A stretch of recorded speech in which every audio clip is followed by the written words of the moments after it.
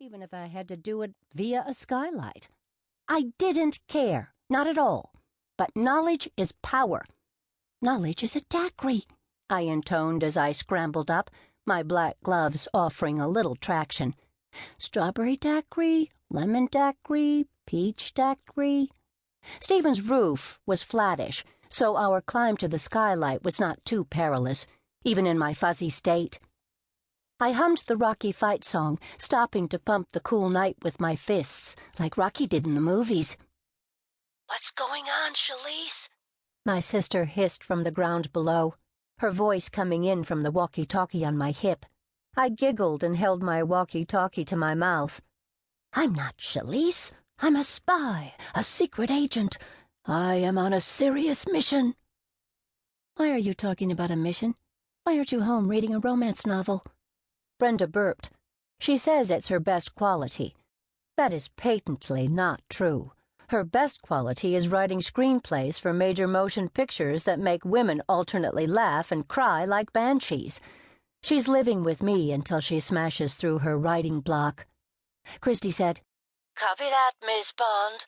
All right, 007, carry on."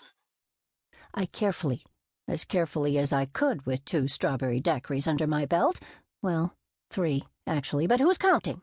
Scuttled over to Brenda, who was peering through Stephen's giant skylight, quiet as a tiny drunken mouse dressed all in black with night vision goggles. I could see the butcher block island in the middle of the kitchen. "Mission fuzzy," I whispered. Brenda put her black-gloved hands over the skylight to angle a better view. "Command center, I report 0 activity." I leaned on the skylight a smidgen, balancing most of my weight on the roof. I could smell Brenda's perfume, sultry and earthy. I gasped. Brenda said, "Holy tamale!" It was Alana Post. I had known Alana the man-eater for years. I avoided her at all costs.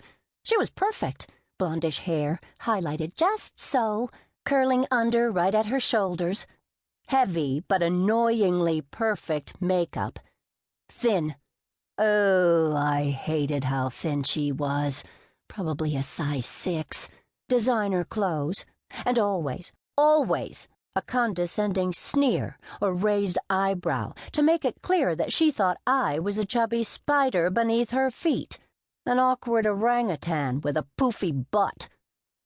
And there she was in Snaky Stephen's house, the doctor that I was going to dump anyhow.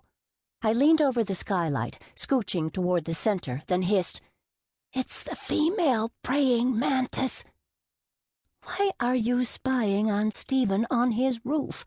What about that romance novel? How about getting down?" I gurgled as Alana the man-eater slipped off her dress. Underneath, she was wearing a red negligee, black fishnet tights, and black heels. This I could not have. Stephen had dumped me a month ago. I hadn't even slept with him, and already he was getting in the flesh with Alana the man-eater. "She has deplorable taste," Brenda whispered. "If I had an outfit like that on, I would have added a halo and tail." "That patronizing witch," I muttered. "Did I ever tell you Stephen has a flabby bottom?" We leaned over for better viewing angles.